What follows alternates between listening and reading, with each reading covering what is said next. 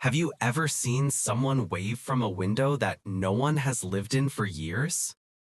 If you want to hear this story till the end, or enjoy more stories like this, hit subscribe and share your ideas in the comments.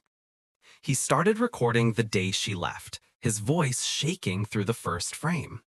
"Hey Emily, it's me again. I know you won't watch this, but maybe one day you will." The camera caught the sunlight spilling through his messy room, the posters, the empty chair where she used to sit. Outside, the Ohio wind carried the hum of school buses and autumn leaves against the porch. He turned the lens to the street where they used to race their bikes before life got too heavy, too quiet. Day after day, he recorded. His breakfast, burnt waffles, his college dorm, the night sky from the parking lot behind Walmart.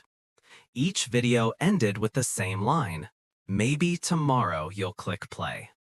His friends told him to stop, said it was weird, said she'd moved to California and forgot about him. But every night he pressed record anyway, his voice softer than before. "Hey Emily, today I got the job you said I couldn't get. Hey Emily, today I passed the diner where we carved our names. Hey Emily, I think I saw your car." Some nights he'd set the camera on the passenger seat and drive aimlessly past the old bridge, his voice trembling.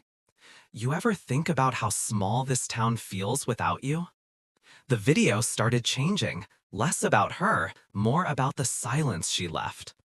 The sound of his laughter turning to echoes through the empty house when his mom worked late. He began filming strangers on the street, the old man feeding birds at the park, the kid with a skateboard and no helmet. He said into the mic, "Life's weird, Emily. It keeps going, even when someone doesn't watch." Then, one night, he filmed something he wasn't supposed to. A car parked outside her old house, lights off, engine running. He zoomed in, hand shaking, whispered her name. But she wasn't there. The house looked different. New paint, new mailbox, new people. He stood there for a long time, camera still rolling. Then said quietly, "I guess this isn't yours anymore."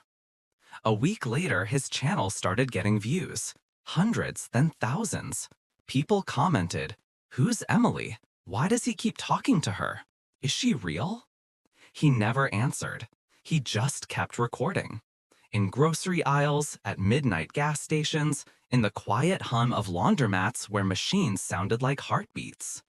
Sometimes he'd stop mid-sentence, eyes fixed on something we couldn't see.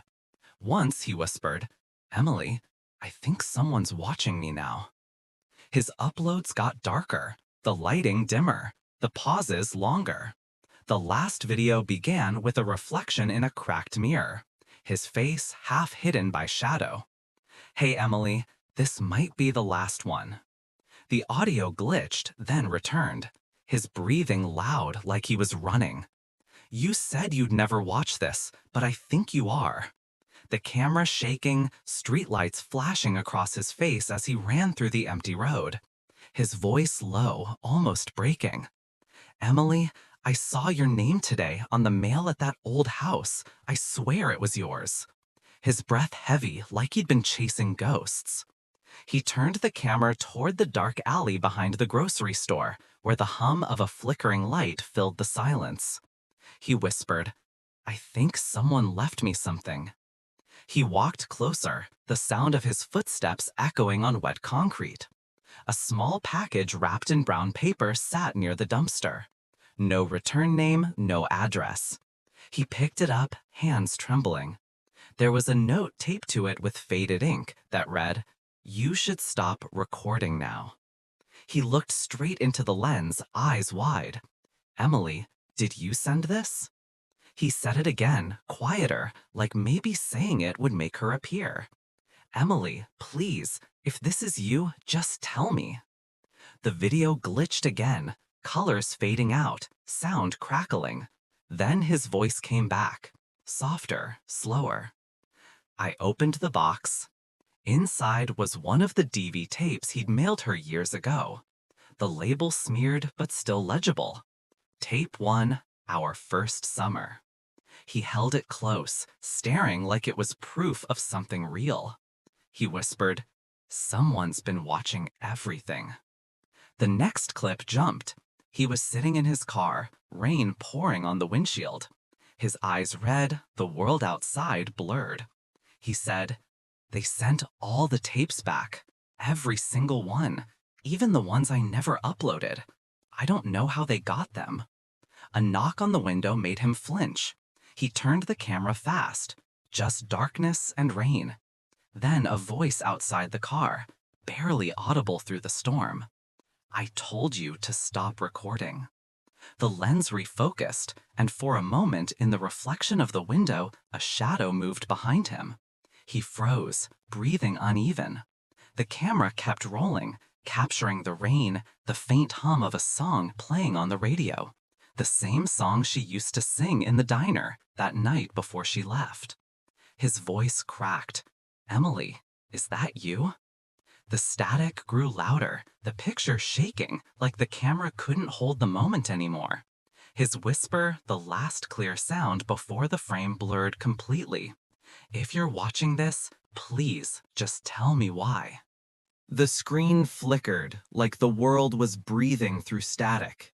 His face barely visible, light from passing cars cutting through the dark. He whispered again, softer, "Emily, please, just tell me why." The camera dropped to the floor, still rolling. His shoes pacing back and forth, the sound of rain mixing with his heartbeat. He opened the car door, stepped out into the night, the wind loud against the mic. He said, "I can feel you here."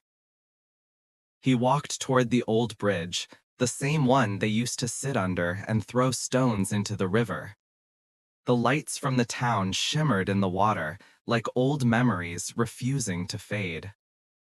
He stopped at the railing, turned the camera to face him.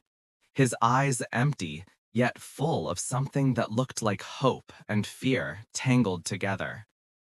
He said, "I kept recording because I thought maybe one day you'd come back just to see what you missed." He pointed the lens toward the far side of the bridge. A figure stood there, faint outline in the fog, hair moving with the wind. He whispered, "Emily." The figure didn't move. He started walking closer, camera shaking, his breath uneven. The closer he got, the more the fog swallowed everything. He said, "I know it's you. I know it's really you." The figure finally turned, but the face was hidden by shadow. The wind picked up, the sound cutting in and out. Then a voice, barely audible, came through the static. "You shouldn't have kept them." He froze. The camera zoomed in on the figure, but the screen distorted again. He said, "What do you mean? Kept? What?" The voice answered softer now. "The ones you never showed anyone." His hand trembled. He looked down, the camera tilting, showing his bag half open, tapes inside labeled with her name. His voice cracked. "How do you know about these?" Silence hung heavy. Only the river sounded alive. Then the shadowed figure stepped closer, one slow step at a time. He backed away, the lens catching flashes of her face, almost visible but not clear. He whispered, "Emily, is that really you, or are you something else?" The frame shook. The fog wrapped around them. The audio fractured into a low hum, like the camera itself was afraid to keep recording. The hum grew softer, the camera shaking, then still. His breath shallow, the night thick with mist. He said, "Emily, I didn't mean to keep them. I just wanted to remember." The figure stopped just a few feet away, her voice quiet, almost human. "You remembered too much." The wind blew through the bridge, the sound of the river rising below. He whispered, "I only wanted you to see what I saw." She stepped closer, the fog parting enough to show her eyes, bright and sad. "You were never supposed to keep recording after I left." He lowered the camera, his reflection in the lens barely there. Then her voice again, softer than the rain. "You did see me." His lips trembled, as if he wanted to speak, but no words came. The screen caught the shimmer of tears falling, then the faintest smile, like he finally understood something too heavy to explain. The camera slipped from his hand, hit the ground with a soft thud, still rolling sideways. Only the sound of the river now, the wind, the fading hum of her voice drifting through the static. I watched them all. The frame dimmed, the picture flickering one last time, showing the bridge empty, the night wide open. Then black.